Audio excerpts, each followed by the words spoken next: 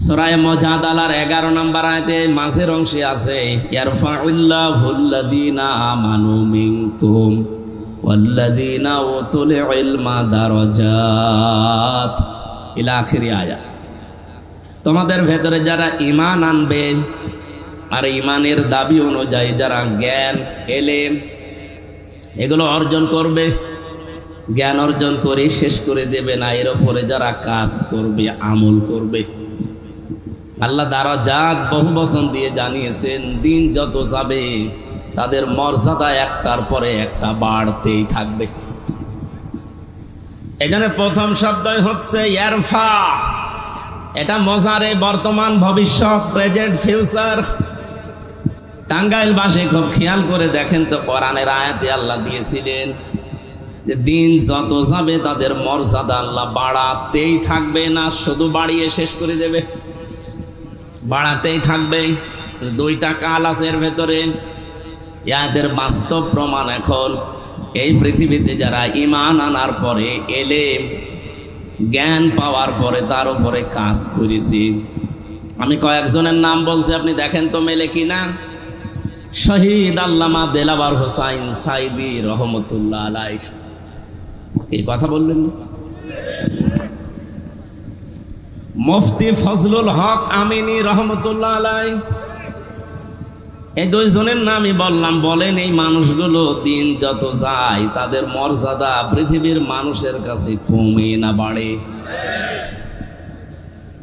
আপনি কি মনে করেন, ঈমান আনার পরে যদি কোনো মানুষ এলেম অনুযায়ী জ্ঞান অনুযায়ী কাজ করতে পারে, দিন যত যাবে তার জীবনে তত সম্মান বাড়তে থাকবে।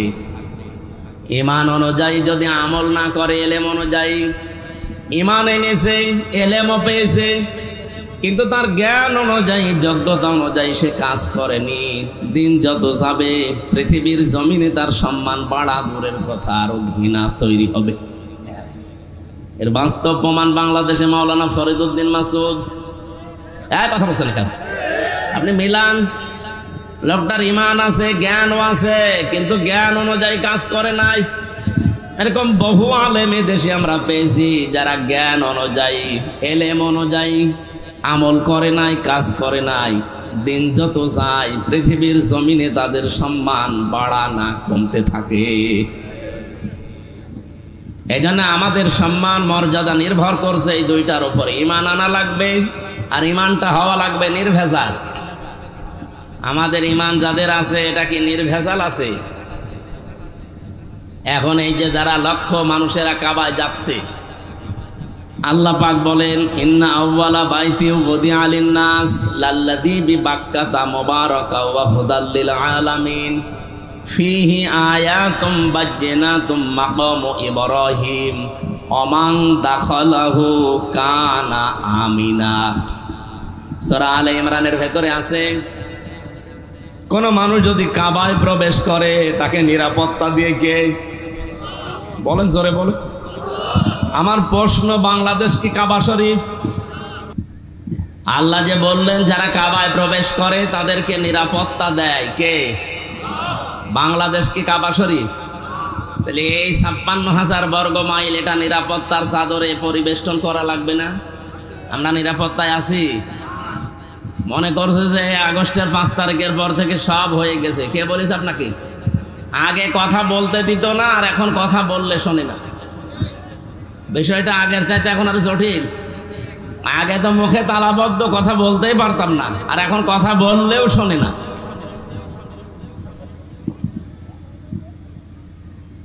এজন্য বাংলাদেশ যেহেতু কাবা শরীফ না, এটাও কাবা শরীফের মতো যদি করতে হয়, কাবায় কি কি হয় ওইটা এই দেশে চালু করা লাগবে।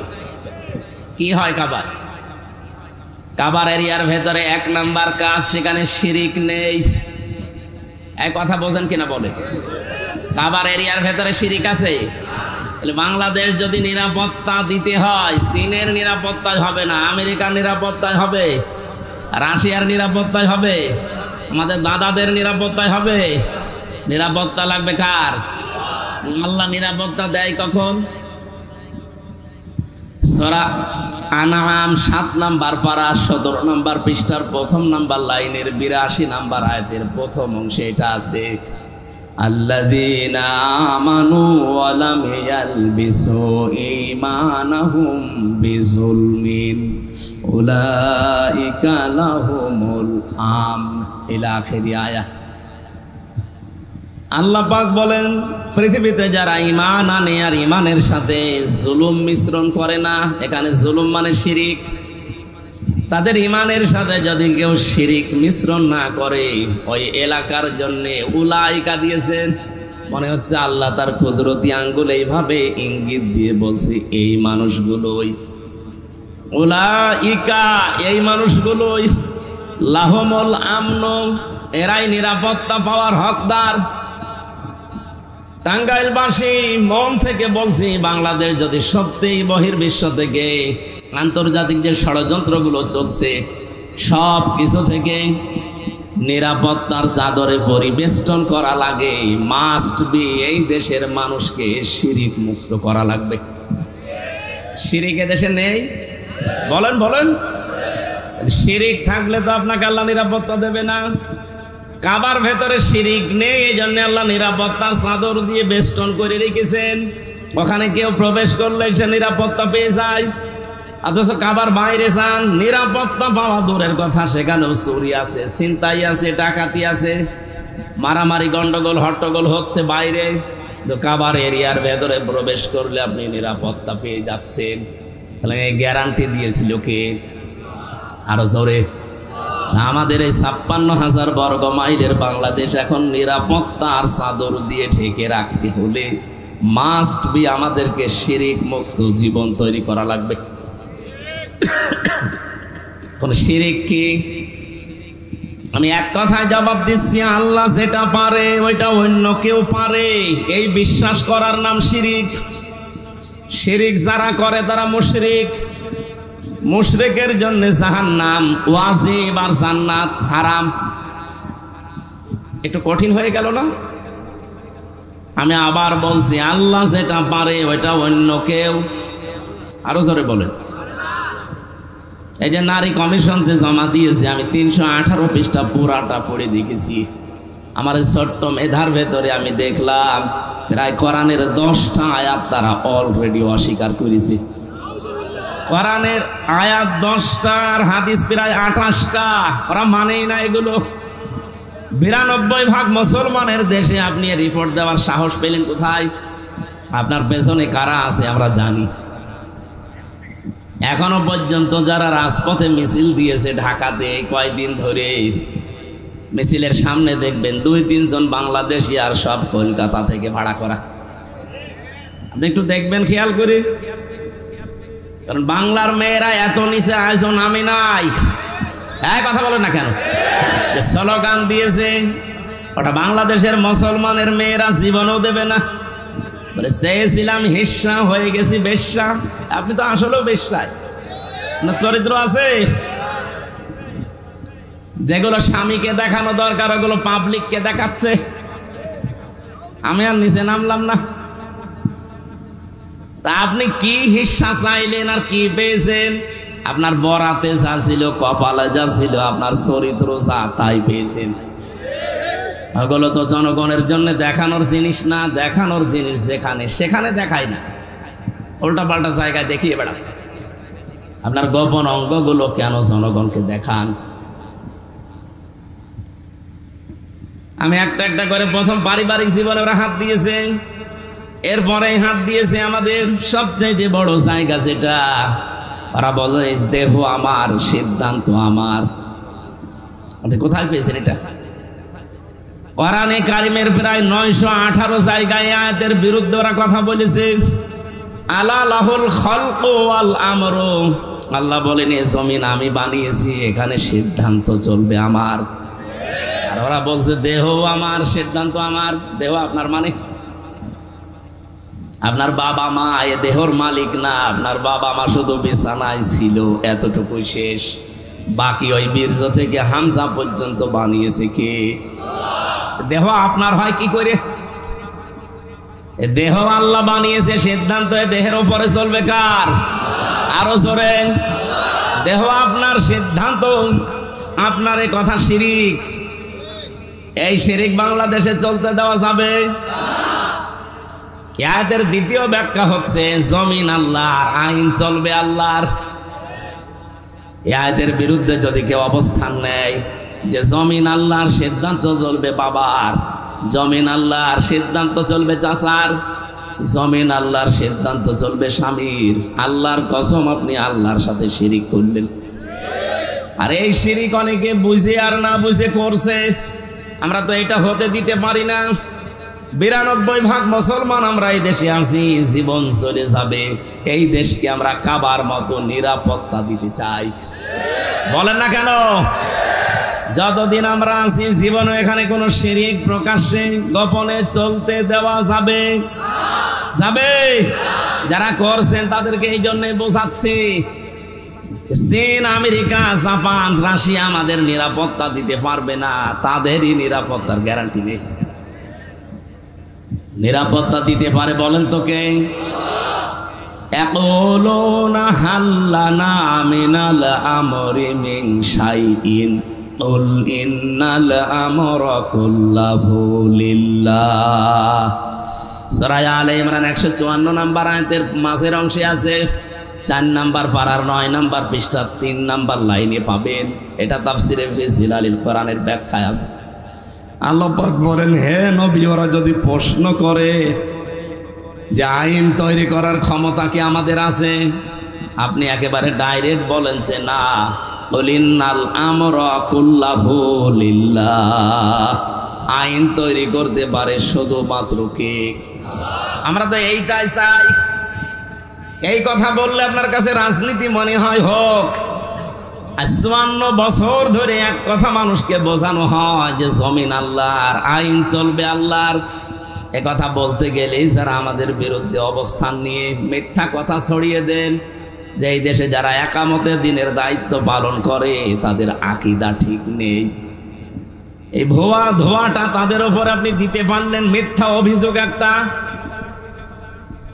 অন্য যে কেউ এখানে আছেন আমি চ্যালেঞ্জ দিয়ে বলতে পারি, কোরআন শরীফ মাথায় নিয়ে বলতে পারি, যাদের উপরে এই মিথ্যা তহমত আপনারা লাগিয়ে জাতির কাছ থেকে আলাদা করতে চান যে জামাত ইসলামী বাংলাদেশের আকীদা ঠিক নেই, কে বলেছে আপনাকে? জামাত ইসলামী বাংলাদেশের আকীদা হচ্ছে জমিন আল্লাহর, আইন চলবে আল্লাহর।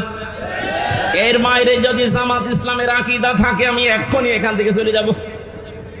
যদি কেউ জামাতের এখানে থাকে জিজ্ঞাসা করেন তো, জমিন আল্লাহর, আইন চলবে মওদুদির, বলেন আপনি কোন কারণে মিথ্যা তহমত দিতে আছেন এতদিন?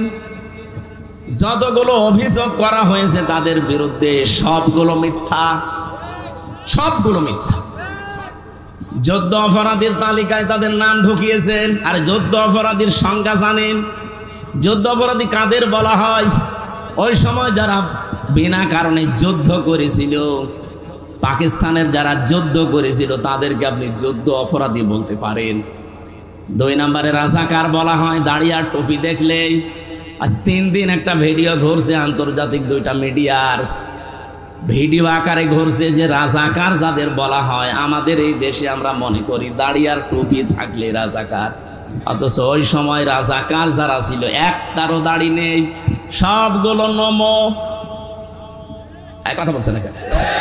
আমার এই যে ভিডিও এখনো আছে। এই দেশে মিথ্যা তথ্য ছড়িয়ে দাড়িওয়ালা টুপিওয়ালা মানুষ রাসূলের আদর্শ যারা মেনে চলে তাদেরকে রাজাকার বানিয়েছে কিছু কুমতলবী মানুষেরা। রাজাকার মানে সাহায্যকারী। যারা ওই জামানায় পাকিস্তানের ওই মিলিটারি বাহিনী যারা এসেছিল তাদের সহযোগী হিসাবে যারা ঠিক ওই ইউনিফর্ম পরে যুদ্ধ করেছিল, আমার ভিডিওতে দেখলাম এখানে RAZK আর লেখা আছে রাজাকার। এই যে পুলিশে যে পোশাক পরে এখানে লেখা থাকে না নেম প্লেট দিয়ে, ঠিক ওইভাবে লেখা আছে। ওদের চেহারার দিকে তাকিয়ে দেখলাম মাথায় ওই পুলিশের মতো টুপি দেওয়া, মুখে একটারও দাড়ি নেই। তাহলে এটা আপনি নিয়ে আসলেন কোন জায়গা থেকে? তার মানে এই মিথ্যা তহমতটা একামতের দিনের ওপরে চালিয়ে এই 54 বছর বাংলাদেশের মানুষকে আসল ইসলাম থেকে দূরে রেখেছিল। আমি চ্যালেঞ্জ দিয়ে বলতে পারি, আল্লাহর কসম, জামাতের আকীদা আইন আল্লাহর, জমিনও আল্লাহ, এর বাইরে আকীদা থাকলে আপনি এই মুহূর্তে জামাত থেকে চলে যান। এই মিথ্যা তহমত আর দেওয়া যাবে না। ওমাই ইয়াকসিব খাতিয়াতান আও ইসমান সুম্মা ইয়ারমি বিহি বারিয়ান ফাকাদ ইহতামালা বুহতানা ওয়া ইসমাম মুবিনা। সূরা নিসা 5 নম্বর পারা 15 নম্বর পৃষ্ঠা 10 নম্বর লাইনের 112 নম্বর আয়াত। আমি যত তাফসীর পড়েছি আয়াতের সাথে সব মুফাসসির এক কথাই লিখেছেন। এই ভালো করে শুনেন, আল্লাহ পাক বলেন দুনিয়াতে এমন মানুষ অনেক আছে নিজেরা অন্যায় করে, অপরাধ করে, নিজেরা দোষ করে। আরে দোষটা যখন হয়ে যায়, অপরাধটা সংগঠিত হয়, তখন একটা ভালো মানুষের মাথার উপরে দোষটা চাপিয়ে নিজে ভালো সাজে। এই অপরাধ বাংলাদেশে নেই? বলেন বলেন। আল্লাহর ঘোষণা ছিল ফাকাদ ইহতামালা বুহতানা ওয়া ইসমান মুবিনা। সে যেন নিজে প্রকাশ্য পাপের বোঝা বহন করে নিয়ে বেড়াচ্ছে। আর যুদ্ধ অপরাধীর নাম দিয়ে, রাজাকারের নাম দিয়ে, আকীদা ঠিক নেই এই নাম দিয়ে যা করেছেন আল্লাহ ঠিক ওইগুলো আপনার মাথার উপরে চাপিয়ে দিচ্ছে। আজ বাংলাদেশের আন্তর্জাতিক অপরাধ ট্রাইব্যুনালের যিনি দায়িত্বে আছে প্রসিকিউটর, উনি জানিয়েছে আসলে আন্তর্জাতিক অপরাধ ট্রাইব্যুনালে যারা অপরাধী, এতদিন যাদেরকে মিথ্যা অভিযোগ দিয়ে অপরাধী বানিয়ে ফাঁসি দিয়ে দিলেন, ওই অপরাধ এখন আপনি যে করেছেন এটার প্রমাণ আছে একেবারে ভিডিও আকারে। বিশেষ করে 24-এরটা তো আছে, 13 সালেরটা নেই। এক কথা বলেন না কেন? যাদের বন্ধ করে রেখেছিলেন সব এখন ফাঁস হচ্ছে। দিগন্ত, ইসলামিক টিভি সব এখন ফাঁস করে দিচ্ছে। আর আমার দেশ, তাদের কাছে তো সব আছে। আপনি বাঁচবেন কি করে? যে যে অপরাধ, বিনা অপরাধে একজন মানুষকে আপনি দোষারোপ করলেন, ওই দোষ যতদিন আপনি না করবেন ততদিন আপনার মরণ হবে না। আমার মনে হয় আল্লাহ এখন খাফের খাপ, মমতাজের বাপ সব দেখাবে, একটার পর একটা আপনি দেখতে পাবেন। যা অপরাধ করেছিলেন সবগুলো আপনাকে দিয়ে আল্লাহ দুনিয়ায় করাবে, এরপরে মরণ হবে আপনার। যে আয়াত দিয়ে আমি সম্মান কামনা করলাম, ওই আয়াতের পরের আয়াতে আছে ফাইন্না মাআল উসরি ইসরা, ইন্না মাআল উসরি ইসরা। ভালো করে মিলাবেন। শুধু শোনার জন্য শুনছি, বলার জন্য বলছি না, এখান থেকে শিক্ষা নেওয়া লাগবে।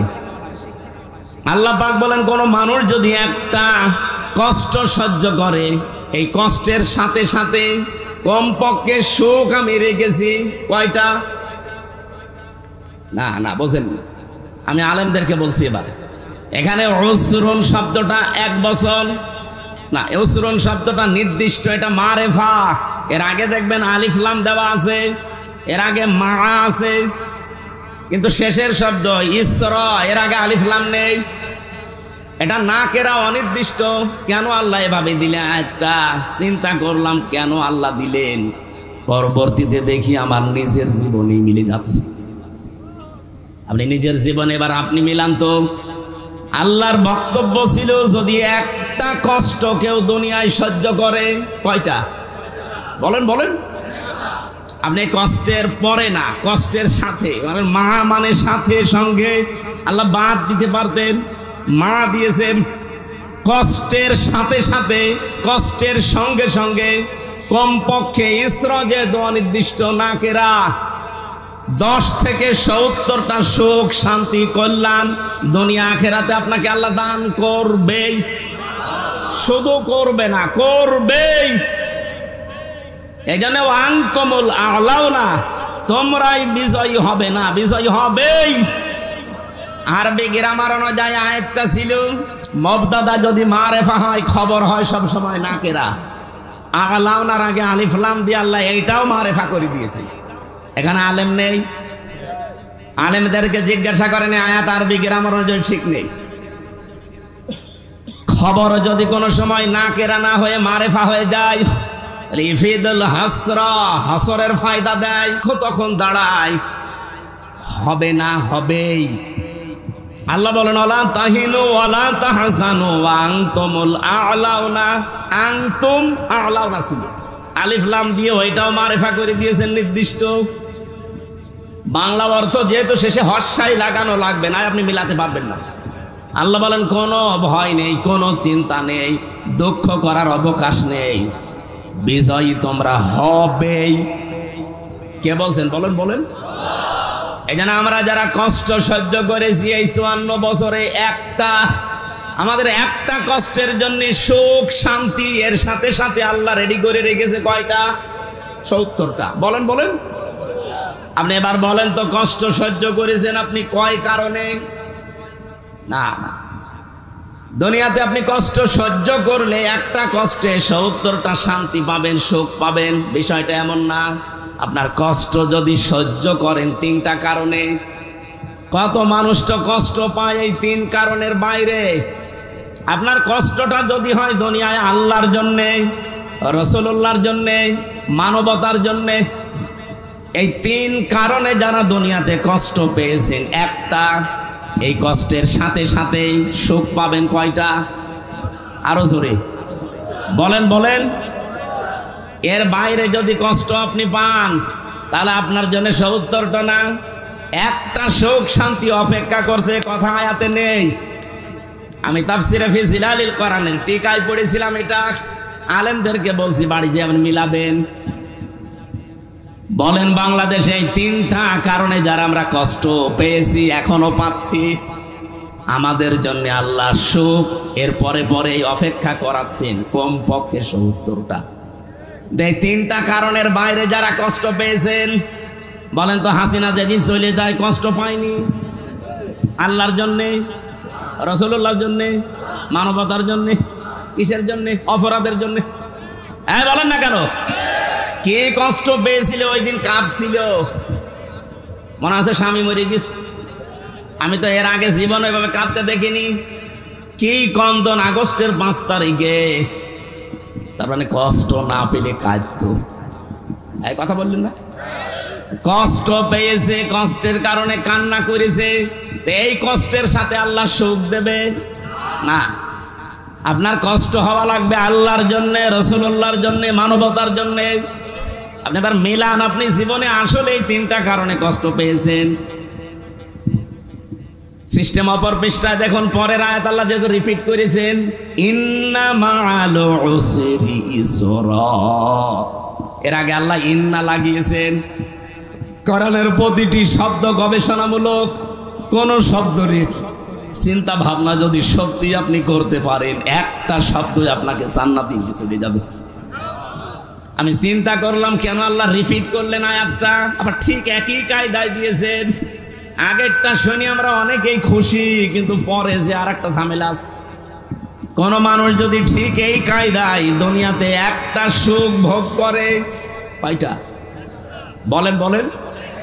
আপনার সুখ যদি একটা ভোগ করেন, ওই সুখটা শান্তিটা যদি হয় অবৈধ সুখ, একটা অবৈধ সুখের কারণে কমপক্ষে 70টা অশান্তি ভোগ করবেন।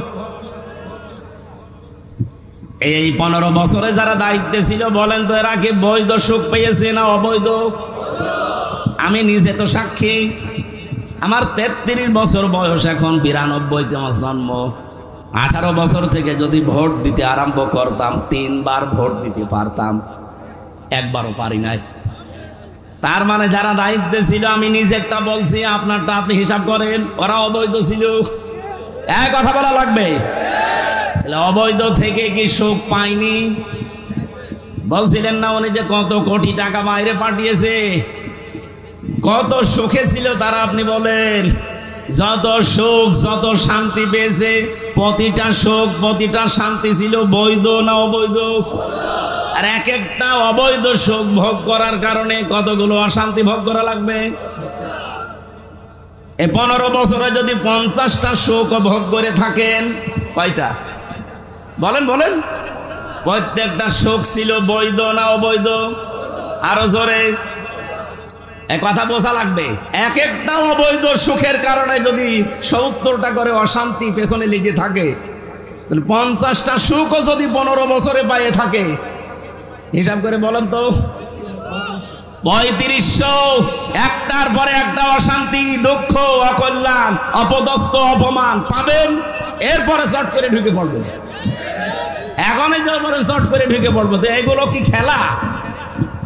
যত সুখ পেয়েছেন প্রতিটা অবৈধ সুখের জন্য 70টা করে অশান্তি আল্লাহ দুনিয়া আখিরাতে দেবে। যারা এরকম পেয়েছেন হিসাব করে রাখেন। এখনো অনেকেই চেষ্টা চালাচ্ছে যে আবার ওভাবে অবৈধ সুখ ভোগ করবো না, আমরা বেশি থাকতে আপনাকে অবৈধ সুখ ভোগ করতে দেব না। এই কারণেই তো বলছি যে আগে সংস্কার করেন তারপরে নির্বাচন দেন। সংস্কার না করে যদি আবার নির্বাচন দেন তো আবার দিনের ভোট রাতে হবে, আবার চেয়ার পাবেন, হয়তো 2-5 বছর থাকবেন, সুখ পাবেন, প্রত্যেকটা সুখ হবে অবৈধ সুখ।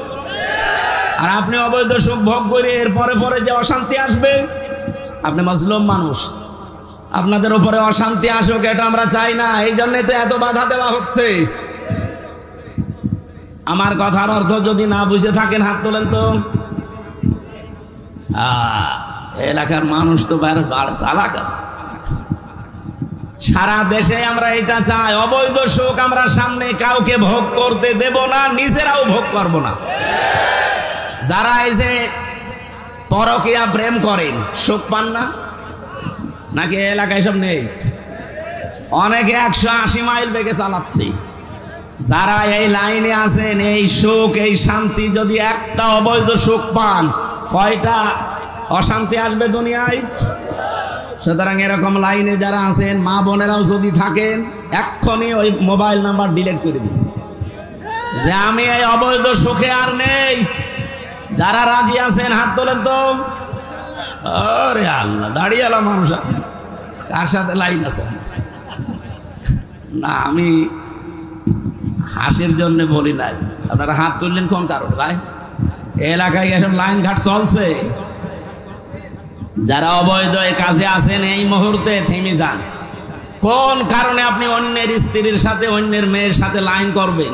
আপনার নিজের বৈধ স্ত্রী থাকতে আপনার স্ত্রীর ভেতরে যা আছে অন্য মেয়ে লোকের ভেতরে বেশি কিছু আছে? বলেন কোন কারণে অবৈধ কাজ করা লাগবে? বলেন না শান্তি পাই। শান্তি আপনার নিজের আসল বৈধ জায়গায় নেই। অনেকের প্রশ্ন যে বৈধ জায়গায় শান্তি পাওয়া যায় না কারণ ওরা মন মতো চলে না, এইটা মেয়েদের দোষ। সম্মানিত মা বোনেরা, শুধু নামাজ পড়া রোজা রাখা কালো বোরকা পরা ইবাদত না। স্বামী আপনাকে যেই সুরতে দেখতে চায় ঘরের ভেতরে, ওই সুরতে থাকা ইবাদত। আপনার স্বামী যদি মন মানসিকতা এমন হয় যে আপনাকে খোলামেলা দেখতে চাই, থাকবেন খোলামেলা, কোনো অসুবিধা নেই। যদি বলে হাঁটা কাটা ব্লাউজ গায়ে দিলে ভালো লাগে, আপনি তাই গায়ে দেবেন। হযরতে খাদিজাতুল কুবরার জীবনী পড়েছি, জীবনে কোনোদিন এক ওয়াক্ত নামাজ পড়েননি, একটা রোজা রাখেননি, একদিনের জন্য তিনি পর্দায় ছিলেন না। অথচ আল্লাহ নিজে তাকে সালাম দিয়েছে জীবিত অবস্থায়, জান্নাতে ঘর বানিয়ে তার জন্য আল্লাহ পাঠিয়েছে, সুসংবাদ দিয়েছে। পুরা জীবনী তার আমি পড়ে দেখেছি। এই যে বিধানগুলো তিনি মানেননি কেন? কারণ তার ইন্তেকালের পরে এগুলো সব নাজিল হয়, এই জন্য উনি মানতে পারেননি। কিন্তু আল্লাহ তাকে সালাম দেওয়া, জান্নাতে ঘর বানিয়ে পাঠিয়ে দেওয়া একটা কারণ পেয়েছি। জীবনে কোনোদিন জীবিত অবস্থায় যতদিন সংসারে ছিলেন, একদিনের জন্যও স্বামীর মনে তিনি দুঃখ দেননি, কষ্ট দেননি। আল্লাহ এত খুশি হয়েছিল এই কারণে জান্নাতে ঘর বানিয়ে তার জন্য পাঠিয়ে দিয়েছেন সুসংবাদ, এবং আল্লাহ নিজে সালাম দিয়েছেন।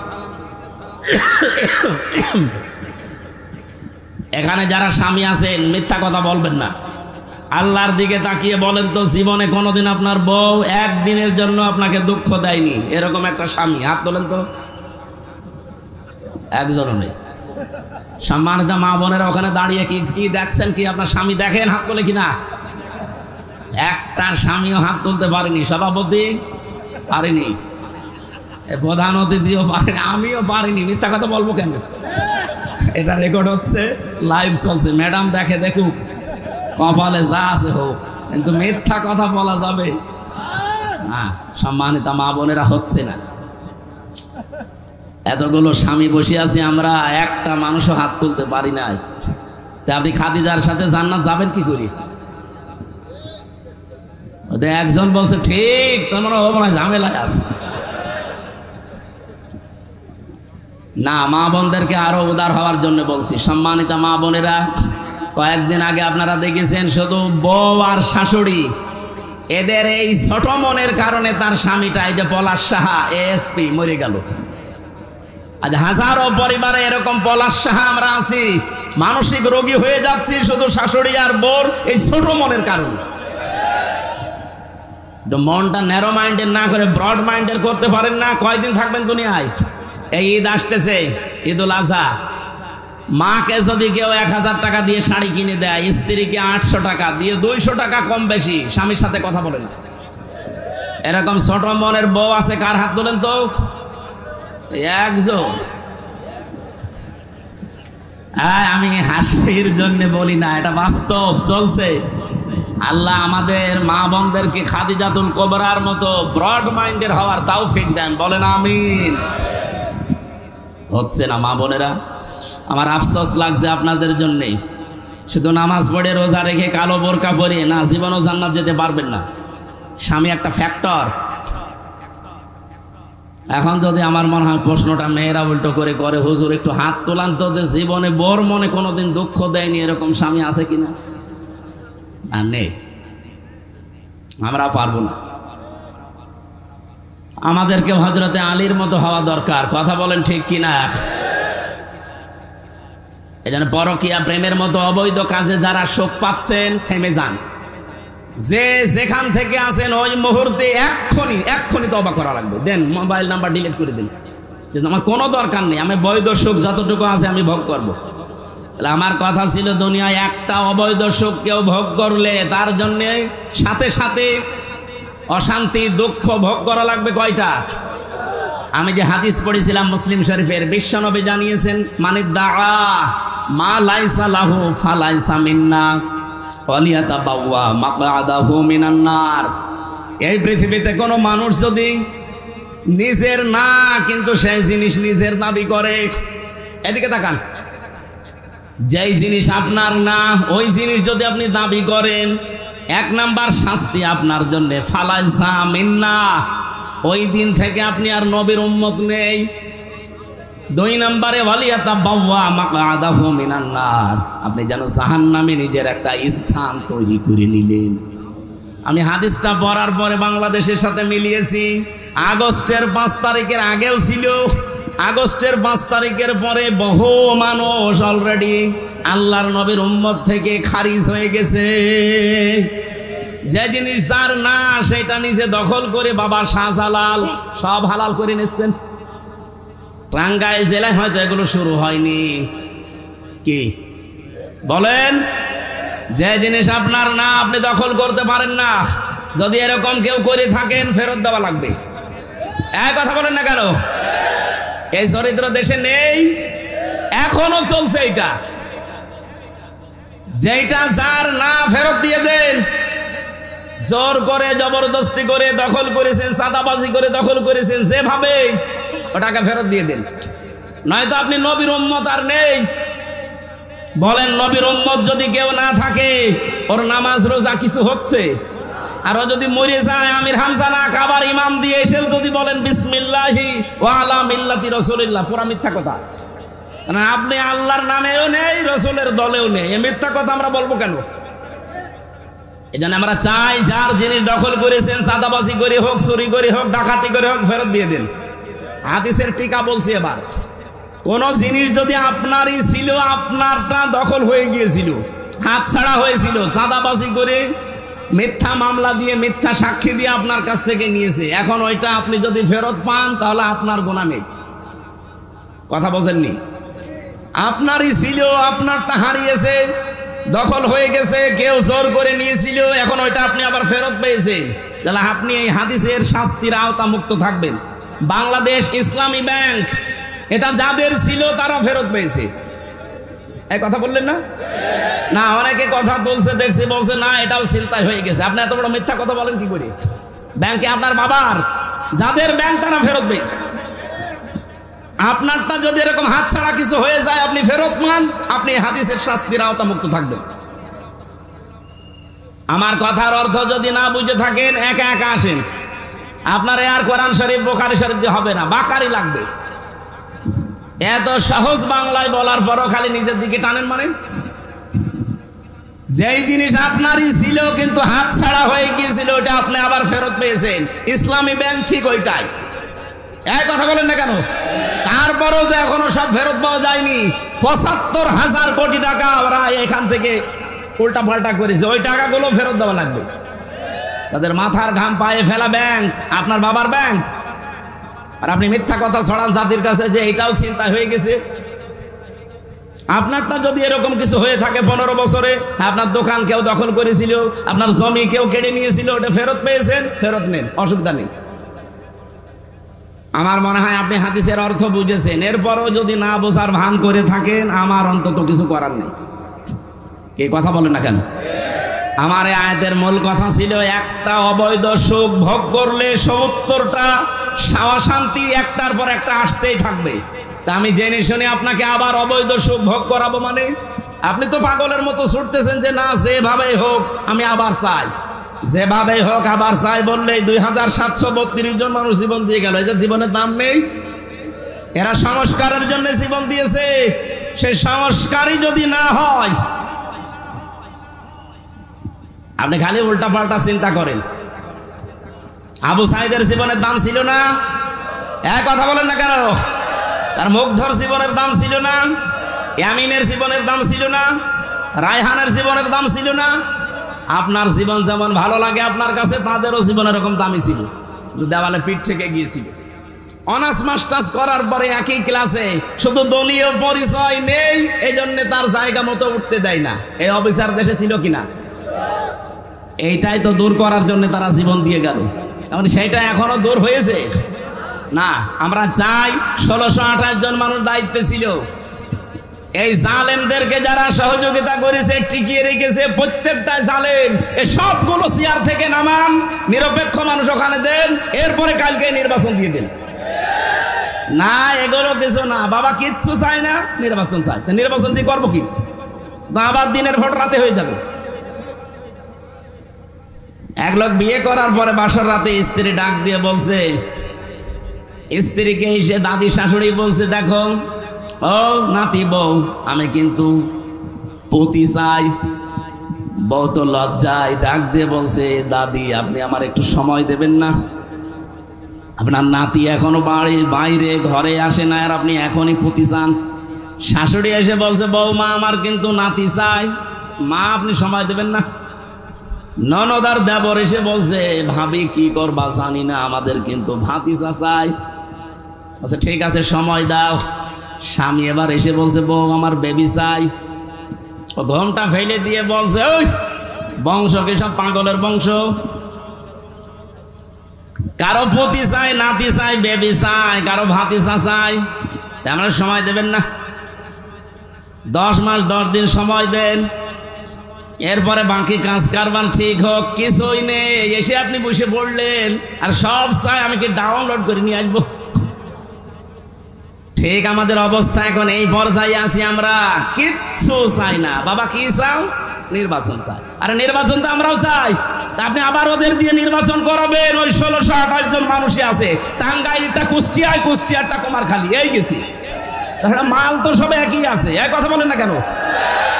আমরা তো এইটাই চাচ্ছি যে এই ১৬২৮ জন মানুষ পাল্টান, হয় সবগুলো জালেম নয় জালেমের দোষক। এরা থাকাকালীন আবার হবে, আবার আপনারা অবৈধ সুখ পাবেন। এক একটা অবৈধ সুখের কারণে ৭০টা করে অশান্তি পাবেন। আমরা তো এটা করতে দিতে চাই না। এই কারণে আজকের তেলাওয়াত কিন্তু আয়াতটা পড়লাম, সূরা আলে ইমরান ১০৪ নম্বর আয়াত। আল্লাহ বলেন, অলতাকুম মিনকুম, তাকিদ দিয়েছেন, অবশ্যই তোমাদের ভেতরে একটা দল থাকতেই হবে। শুধু থাকতে হবে না, থাকতেই হবে। 14টা দল না, মিনকুম উম্মাতুন, এটা একটা দলের কথা, আলিফ লাম দেয়নি, তাহলে দলটি হতো। আল্লাহ বলেন উম্মাতুন মানে একটা দল, মাস্ট বি, তোমাদের ভেতরে একটা দল থাকতেই হবে। কি করবে সেই দলের মানুষেরা? ইয়াদউনা ইলাল খায়র, তারা ভালো কাজে ডাকবে। এখন ভালো কাজ কি? বাংলাদেশে তো এই শব্দটা নিয়ে ভেজাল আছে। ভালো কাজ আমরা মনে করি মসজিদে আসেন, একটু সেজদা দেন, জীবন চিল্লায় চলে যায়, চলেন, ভালো কাজ হয়ে গেল না। পীর সাহেবের দরবারের দিকে হাজারো মানুষ আমরা ডাকছি। এদেশে যারা একামতে দিন দায়িত্ব পালন করে, আসেন আপনি এ দলে আসেন, মিছিলে যাই, মিটিং করি, ভালো কাজ। কোনটা ভালো কাজ এ কথা দুনিয়ার মানুষের কাছে নিতে যাবেন, ও নিজের দিকে টেনে নেবে। ভালো কাজ কোনটা এ কথা বলবে কে? বলেন বলেন। এ পৃথিবীতে সবচাইতে ভালো কাজ কোনটা? সূরা সফের ভেতরে আমার আল্লাহ নিজে বর্ণনা দিচ্ছেন, যালিকুম খায়রুল লাকুম। আল্লাহ বলেন এইটাই ভালো কাজ। এইটাই বলেন বলেন, ভালো কাজ কোনটা? এতটুকু আবার শেষ করেননি। যালিকুম খায়রুল লাকুম, এইটাই ভালো কাজ। ইন কুনতুম তা'লামুন, যদি বুঝে থাকো। কি বুঝিয়েছেন আল্লাহ? এর আগের শব্দগুলো জান। হাল আদুল্লুকুম আলা তিজারাতিন তুনজিকুম মিন আযাবিন আলীম। আমি কেমন একটা ব্যবসার দালালাত করব। দালালাত মানে ইঙ্গিত দেওয়া, দালালাত মানে জানিয়ে দেওয়া, দালালাত মানে ঘোষণা দেওয়া। আল্লাহ পাক বলেন আমি কি এমন একটা ব্যবসার কথা জানাবো যেটা করলে জাহান্নামে যাওয়া লাগবে না। তো উমিনুনা বিল্লাহি ওয়া রাসূলিহি ওয়া তুজাহিদুনা ফি সাবিলিল্লাহ বিআমওয়ালিকুম ওয়া আনফুসিকুম। আল্লাহর প্রতি ঈমান আনার পর, রাসূলের উপরে ঈমান আনার পর, এই দুইটা দাবিকে সামনে নিয়ে জান আর মাল আল্লাহর রাস্তায় জিহাদের মাধ্যমে যারা চেষ্টা চালাবে। জিহাদ মানে কিন্তু শুধু মারামারি করা না, সর্বাত্মক প্রচেষ্টা চালানোর নাম জিহাদ। এই তিনটা মূলধন নিয়ে, পুঁজি নিয়ে যারা এগিয়ে যাবে, আল্লাহ বলেন এইটাই ভালো কাজ। মানে পৃথিবীতে যত ভালো কাজ আছে, বলেন তো ভালো কাজ কোনটা? এ ব্যাখ্যা দুনিয়ার মানুষের কাছে যাওয়া লাগবে। আল্লাহ বলছেন যারা আমার প্রতি ঈমান আনে, ঈমানের সাথে কোনো শিরিক মিশ্রণ করে না, জুলুম মিশ্রণ করে না, আমার রাসূলের প্রতি ঈমান আনে, তার ওই 63 বছরের জীবনের 23 বছর যারা পঙ্খানো মেনে চলে। বাংলাদেশে বহু মানুষ শুধু রসুলের 13 বছর মানতে চায়। ওই যে মক্কার জীবনে মার খেয়েছে, কিন্তু মদিনার জীবনে যে 10 বছর তিনি রাষ্ট্রপতি ছিলেন, এইটার কথা বলতে গেলে বলে এটা দুনিয়ার কাজ, এটা রাজনীতি। এরকম মানুষ দেশে নেই? বলেন বলেন। রাসূলুল্লাহকে মানতে হলে শুধু 13 বছর মানলে হবে না, 23 বছরই মানা লাগবে। আমরা ওইটা চাই। যেহেতু 13 বছর রাসূলুল্লাহ মার খেয়েছিলেন, 10 বছর রাষ্ট্রপ্রধান ছিলেন, আমরা অলরেডি 15 বছর মার খেয়েছি। 10 বছর এখন কোরআন দিয়ে দেশ চালাতে চাই। আগামীতে নির্বাচনে 300 এমপি, 151 জন মানুষ যদি আলামিন ভাইয়ের মতো কোরআন বুকে নিয়ে সংসদে যেতে পারে, ওনারা যদি প্রথম অধিবেশনে বলে মাননীয় স্পিকার আমরা নামাজের বিল চাই, আমরা যাকাতের বিল চাই, শফিকুল ইসলাম খান 300-র ভেতরে মাত্র 151 জন যদি কোরআন শরীফ বুকে নিয়ে ঢুকতে পারে, প্রথম দিনেই উনি বলবে যে হাত তোলেন। এরকম শফিক ভাইয়ের মতো 151 জন যদি হাত তোলে, ওই বিলটা কায়েম হয়ে যাবে। ওই দিন থেকে 18 কোটি মানুষ নামাজ আদায় করবে, যাকাত দিতে বাধ্য হবে, রাষ্ট্রীয়ভাবে আদায় করা হবে। আপনি ভোট দিয়েছিলেন শফিক ভাইকে একটা, প্রতিদিন আপনি 18 কোটি মানুষ নামাজ পড়লে যা হয় ওই পরিমাণ সওয়াব প্রতিদিন পাবেন। আমাদের হায়াত অল্প, কাজ বেশি করা লাগবে। আবু বকর সিদ্দিক রাদিয়াল্লাহু তাআলা আনহু তিনি কোরআন শরীফ এক জায়গায় করেছিলেন, যে কিয়ামত পর্যন্ত যারা কোরআন পড়বে অটোমেটিক 10টা করে নেকি তার আমলনামা আল্লাহ পৌঁছিয়ে দেবে। কিয়ামতে সবচেয়ে বেশি নেকি হবে তার। আমরাও আমাদের এই সময়টা কাজে লাগাতে চাই। শফিক সাহেবের মতো বাংলাদেশে যারা কোরআন বুকে নিয়ে যেতে পারে, আমি এখানে দল বেদল রাজনীতি বুঝি না, আমরা চাই এই দেশে কোরআনের এই 4টা বিধান, আল্লাযীনা ইম্মাক্কান্নাহুম ফিল আরদ আকামুস সালাত ওয়া আতাউজ যাকাত ওয়া আমারু বিল মারুফ ওয়া নাহাউ আনিল মুনকার। এই 4টা কাজ যারা জারি করতে চাই, আমরা তাদের পেছনে আছি কোরআনের নির্দেশের কারণে। কোরআনের নির্দেশ না থাকলে জীবনও আমরা এই কথাগুলো শুনতামও না, মানতামও না। এই কথা বলে না কেন? আমরা শুধু মানতে চাচ্ছি আমার আল্লাহর কথা। 151 জন সত্যি কথা বলেন তো, যদি যেতে পারে দেশের চিত্র পাল্টিয়ে যাবে না? চুরি হবে না, ডাকাতি হবে না, ছিনতাই নেই, চাঁদাবাজি নেই, এ দেশটা আল্লাহর কসম দাঁড়িয়ে যাবে। কয়েকদিন আগে আমি মালয়েশিয়া ছিলাম, ওরা 2004 সাল থেকে দাঁড়িয়ে গেছে। সিঙ্গাপুর ওখানে গিয়েছিলাম, ওরাও 2005 সাল থেকে দাঁড়িয়ে গেছে। এতটুকু একটা দেশ, এই টাঙ্গাইলের মনে হয় 4 ভাগের 1 ভাগ। এই সিঙ্গাপুর, এই দিক ওদিকে মাত্র 42 কিলো। এতটুকু একটা দেশ, আজ বিশ্বে 257টা দেশের ভেতরে আমার মনে হয় 10টা দেশ থাকলে তারা একটা। আপনাকে গোনা লাগবে তাদের। তারা যদি আজ দাঁড়িয়ে যেতে পারে, চুরি নেই, ডাকাতি নেই, আইনের শাসন আছে। আর আমাদের দেশের সামনে শুধু আইনের শাসন না, কোরআনের শাসন আসতেছে। এ দেশটা সোনায় সোহাগা হয়ে যাবে। আমি গ্যারান্টি দিচ্ছি, দেশ আল্লাহর কসম দাঁড়িয়ে যাবে। আগস্টের 5 তারিখের আগ পর্যন্ত একটা রিপোর্ট ছিল, এ দেশে মাত্র 100 জনের 15 জন মানুষ বলতো আমরা ইসলাম চাই। তার ভেতরে মাসুদ সাহেব একজন, মাত্র 15 জন। এখন এই যে মে মাসের আজকে 21 তারিখ, 15 তারিখের রিপোর্ট দেখেন, খ্রিস্টানরা বানিয়েছে, মাইক্রোসফট খ্রিস্টানরা এই রিপোর্ট নামাম দুনিয়া মিলে বানিয়েছে 257টা দেশ দেখে। বাংলাদেশের রিপোর্ট তাদের এই যে এই দেশে এখন 100 জনের 77 জন মানুষ বলছে আমরা ইসলাম চাই। খ্রিস্টানরা আমাদের ভালো চাই, আমাদের বিপক্ষে যা আছে সেই কথা বলে, কিন্তু এটা বলতে বাধ্য হচ্ছে। 100 জনের 77 জন মানুষ এখন চাচ্ছে যে আমরা ইসলাম চাই। গোবিন্দ পরামানিক পর্যন্ত, এই হিন্দু বেটা পর্যন্ত বলছে দেশে যদি ইসলাম আসে সবচাইতে বেশি নিরাপদে আমরা থাকতে পারবো। সুবহানাল্লাহ বলতে পারেন নাই? আমরা এটার সামনে এটা দেখাতে চাচ্ছি। এই জন্যই তো কল্যাণের দিকে ডাকি মানুষকে, আসেন, এইটাই আসল কল্যাণ। যতদিন আল্লাহর দ্বীন দেশে কায়েম না হবে, আপনি কখনো পূর্ণাঙ্গ ইসলাম মানতে পারবেন না। হয়তো আংশিক কিছু মানবেন। ওয়ায়ামুরুনা বিল মারুফ ওয়া ইয়ানহাউনা আনিল মুনকার, তারা ভালো কাজে আদেশ করবে, অন্যায় কাজে নিষেধ করবে। এটা বাংলা অর্থ, ওই মানধাতা বলে। এখন আধুনিক অর্থ বের করা লাগবে। ওয়ায়ামুরুনা বিল মারুফ, তারা আদেশ করবে মারুফে। মারুফ মানে, আরে এটা তো সেই 1400 বছর আগেই পড়ছি। আধুনিক ব্যাখ্যা হচ্ছে মারুফ শব্দের শাব্দিক অর্থ উরফুন থেকে এসেছে। আরাফা ইয়ারিফু উরফুন মানে পরিচিত, পরিচিত কাজগুলোর আদেশ করবে। পরিচিত কাজ কি এটা বুঝতে হলে আপনাকে সেই পৃথিবীর প্রথম দিন যাওয়া লাগবে। নাকি বেশি হয়ে যাচ্ছে? আজান দেবে নাকি?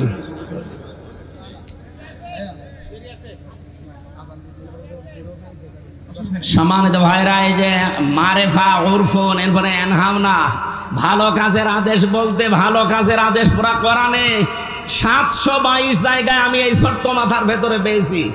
ভালো কাজের আদেশ বাংলাদেশে নেই, আছে ভালো কাজের অনুরোধ। কোরআন শরীফে কোন জায়গায় ভালো কাজের অনুরোধ আছে পাবেন? বলেন। প্রত্যেকটা জায়গায় আছে ভালো কাজের আদেশ দাও, আর আদেশ দিতে হলে এরকম জায়গায় থাকা লাগে। ইসলাম আজ 54 বছর এরকম জায়গায় আছে। এই জন্যই তো এই দেশে ভালো কাজের অনুরোধ আছে, আদেশ নেই। এই জন্য এমন একটা দল থাকা লাগবে, সেই দল কল্যাণের দিকে ডাকবে, ভালো কাজের আদেশ দেবে। ভালো কাজের আদেশ দিতে হলে চেয়ার লাগবে না? সেই চেয়ারে তোলার জন্য যদি মাসুদ সাহেব, খান সাহেবকে আমরা চাই, আপনি এটাকে রাজনীতি মনে করেন? মানে আপনি তো চেয়ারে বসলে দুর্নীতি করবেন। মাসুদ সাহেব যাকে দেখে রাজনীতি করে, সেই মাওলানা নিজামী রহমতুল্লাহ আলাইহি মন্ত্রী ছিলেন। 5 বছর মন্ত্রণালয়ে যাওয়ার পরে 26 টাকা বেঁচেছিল, ফেরত দিয়েছে। আপনি দেখান তো, দেখান আপনি। এরপরও আর কি ওয়াজ চান? যে এরপরও আমাদের দেখানো লাগবে, দেখানো লাগবে, সে জায়গায় পৌঁছিয়ে দেন, আপনাকে দেখাবো। আমি সেদিন সিঙ্গাপুরে নামছিলাম হোটেল থেকে, দেখি নিচে 2 জন বসে আছে, চা খাচ্ছে। কি ভাই এখানে? হুজুর আমরা আগেই পালিয়েছি। আপনি পালালেন কেন? আপনারা তো 620টা বাড়ি বানিয়েছেন, এখানে পালিয়ে আছেন মানে? নিচে নামে না, ভয়তে আছে। মালয়েশিয়া দেখলাম ওই ঠিক 2 শয়তান বসে আছে।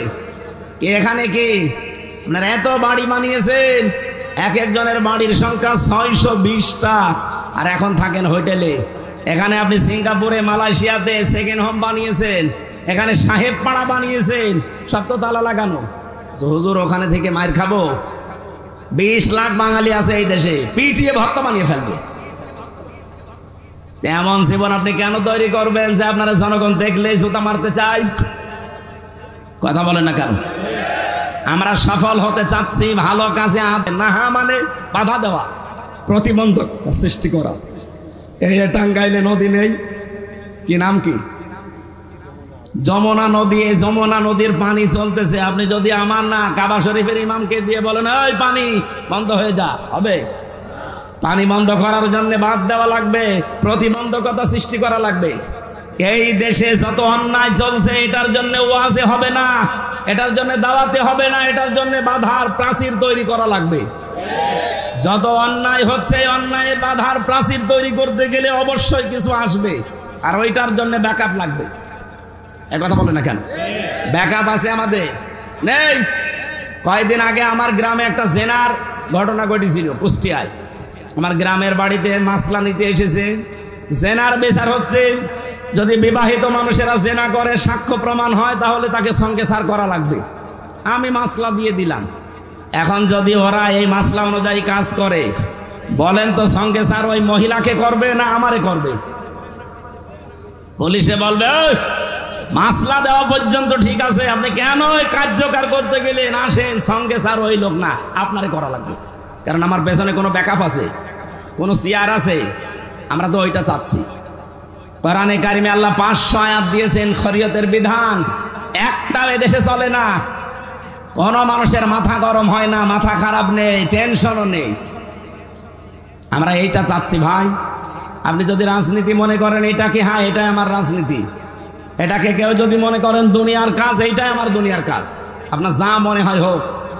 আউলাইকা হুমুল মুফলিহুন, আল্লাহ বলেন এরাই সফল কাম।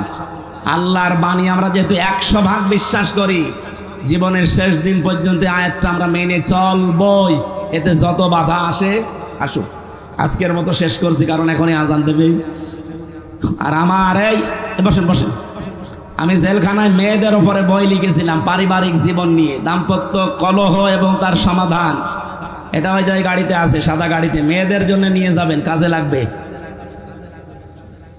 মাদ্রাসা ইসলাহুল উম্মাহ মাদ্রাসা পরিচালক, এই মাদ্রাসা নতুন হয়েছে, আপনারা এখানে ছেলে মেয়েদেরকে পড়াবেন ইনশাল্লাহ। ওই যে গাড়ি আছে সাদা গাড়ি, আপনার মেয়ের জন্য, মায়ের জন্য, স্ত্রীর জন্য নিয়ে যান, কাজে লাগবে ইনশাল্লাহ। আল্লাহুম্মা আমিন।